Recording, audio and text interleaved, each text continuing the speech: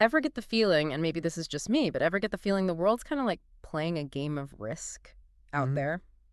I can see that. And maybe, just maybe, Europe's been a little too focused on diplomacy points this whole time. Yeah. Well, good news, everybody. They're catching up when it comes to defense. And honestly, it's fascinating stuff. So today we're diving deep, no pun intended, into the European Defense Fund. The EDF. That's the one. You know, you actually sent this over to us, the regulation document itself. Yeah. And let me talk about dense reading. But hey, that's why you've got us, right? We're here to abstract that strategy gold so you don't have to. Yeah, and it's not just about playing catch-up either. It's really about strategic autonomy. You know, the EU is looking ahead at the future of defense, and they're seeing rising costs, technology that's evolving faster than ever. And I think there's a realization there that they need to be more self-reliant. Okay, so not panic, but a sort of pragmatic, we need to up our game kind of vibe. Exactly. I mean, think about it. You've got these individual EU countries, even the big players. They would really struggle to shoulder the costs of some of this cutting-edge defense tech alone. Right. It's a lot to ask any one country to handle solo. And here's the other thing, the EU defense sector. Yeah. Not your typical market. It's not like companies could just churn out, say, tanks based on consumer demand. Right. It's all driven by the needs of the member states themselves. Exactly. Which is why the EDF structure is so fascinating. Yeah. It's tailored to this really unique ecosystem. So it's like recognizing they need a team effort, right? Yes. Pooling resources, fostering that collaboration. Makes sense. And what's interesting is the EDF isn't working in isolation either. Yeah. It's all linked with these other initiatives. You've got PESCO, the Permanent Structured Cooperation. Right. I've heard of that. So it creates this really interwoven approach to defense. Okay. So I need an example. Give me a for instance. Sure. How about this? Imagine, say, Germany, known for its engineering. Yes, yeah. They team up with France, who's a leader in, let's say, aerospace. And together, they're going to co-develop some next-generation drone. Okay. The EDF is what helps make that happen. Streamlining the collaboration, maybe helping to share the costs, and ultimately boosting both countries' capabilities, and by extension, the EU as a whole. A perfect example.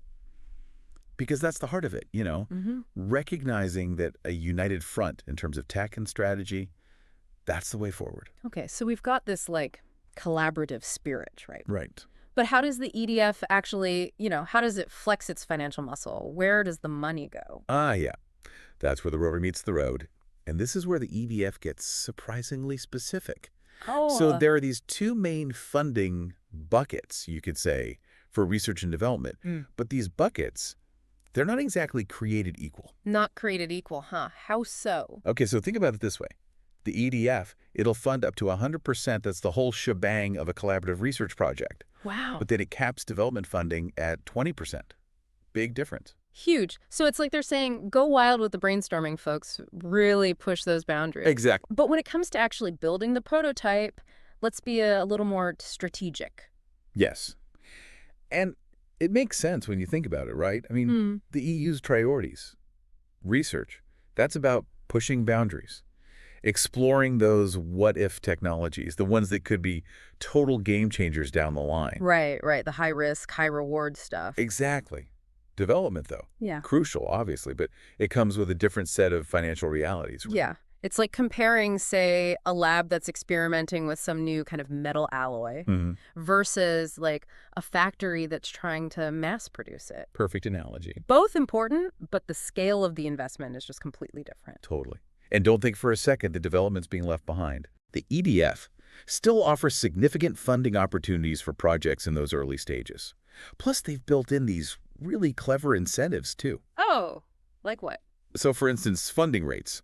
They actually increase when small to medium enterprises, or SMEs, are involved. Okay. Or, and this is a big one, if a project aligns with those PESCO collaborations we were talking about before. Right. Permanent structured cooperation, all about deepening those defense ties within the EU. Exactly. So, again, it's not just about, throwing money at defense as a whole. It's about strategically investing in a way that maximizes collaboration and ultimately boosts that entire European defense ecosystem. And you're saying earlier how research was often funded before the EDF. It really highlights the change, doesn't it? For sure. I mean, you'd have individual countries often footing the bill entirely for these big research projects. Wow. So yeah, the EDF, it represents a real shift in mindset, I think. Okay, so let's say, I'm over here in, I don't know, Estonia, and I've got this cutting-edge cybersecurity firm. Okay. We've developed some, like, next-level encryption software, right? Right.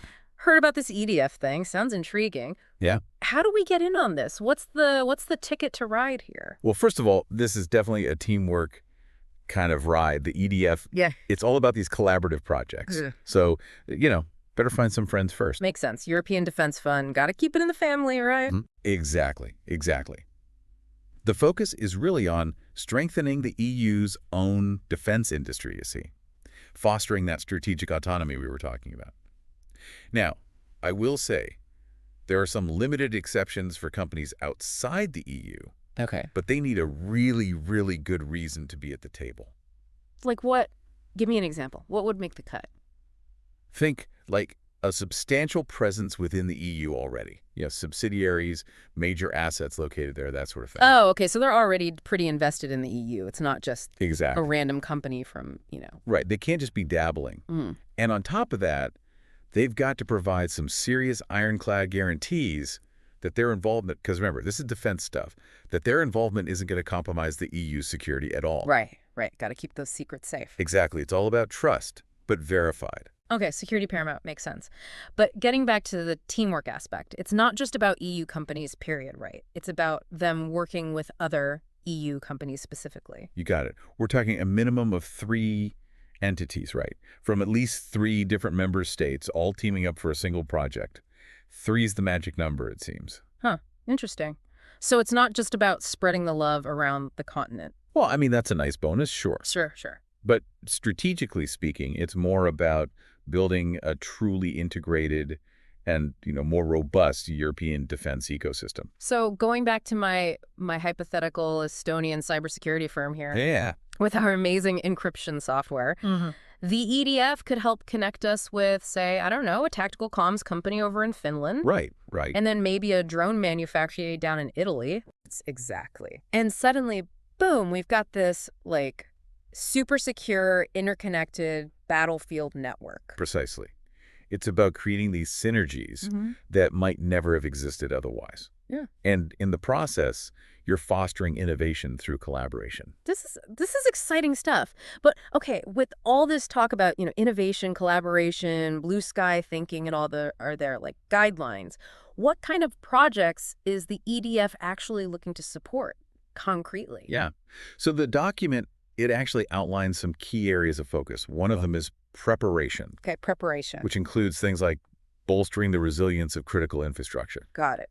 Then you've got information superiority. Which I'm assuming. Which is all about cybersecurity, advanced intelligence gathering, that kind of thing. Makes sense, yeah. And then, of course, there's engagement, which is, well, developing the actual defense capabilities themselves. So everything from, like, securing power grids against cyber attacks to, I don't know, developing the next generation of drone defense systems. Exactly. I mean, the scope is broad, for sure. But that underlying goal, crystal clear. It's about equipping the EU with the tools and the technologies they need to navigate this, increasingly complex security landscape out there. And it's not all about, the cutting edge tech either, right? I mean, there's got to be a human element to all this as well. Are there ethical considerations built into the EDF at all? 100%. The document is very clear about this, actually. Ethical considerations are paramount. Okay, good. So projects, they need to be commercially viable, of course, but also ethically sound. And there are these really rigorous monitoring mechanisms built in. Okay, so it's not just about can we build it, it's should we build it? And do we have the safeguards in place to make sure it's used responsibly? Exactly. It's about responsible innovation from start to finish. That makes a lot of sense. And hey, while we're on the topic of responsible innovation, there's another really important aspect the document highlights, intellectual property. Oh, yeah, that's huge. Because I mean, imagine you pour your heart and soul into developing some groundbreaking technology. Right. You need to know you're not just signing away your life's work in exchange for some funding, right? Absolutely. And the document makes that very clear. The EU, they're not looking to own the patents or the technologies that come out of these projects. The goal is to foster innovation, not stifle it. That's reassuring to hear because it really does sound like they've thought this through. They have. Yeah. And what's interesting is This whole initiative, it's not just about bolstering the EU's defenses, It's also about strategic introspection. The EDF, it's a way for the EU to really assess its own strengths and weaknesses. Oh, okay. Interesting. To identify those areas where they might be a little too reliant on non-EU actors. A little bit of know thyself, but in a defense context. It's like holding up a mirror to their own defense sector, Exactly. seeing where the gaps are, where they can improve, what the future might hold. Precisely. Wow. So what I'm hearing is the EU is really putting its money where its mouth is here. But it's not just throwing money at the problem. It's a carefully considered long-term strategy. It really is. And with checks and balances built in, which I think is crucial. It really makes you wonder what the long-term impact will be. I mean, could the EDF be the catalyst for the EU to become a global leader in, say, AI-driven defense systems? Or even space-based defense technologies? I mean, who knows? It's definitely something to ponder. And that, dear listener, as always, is your food for thought.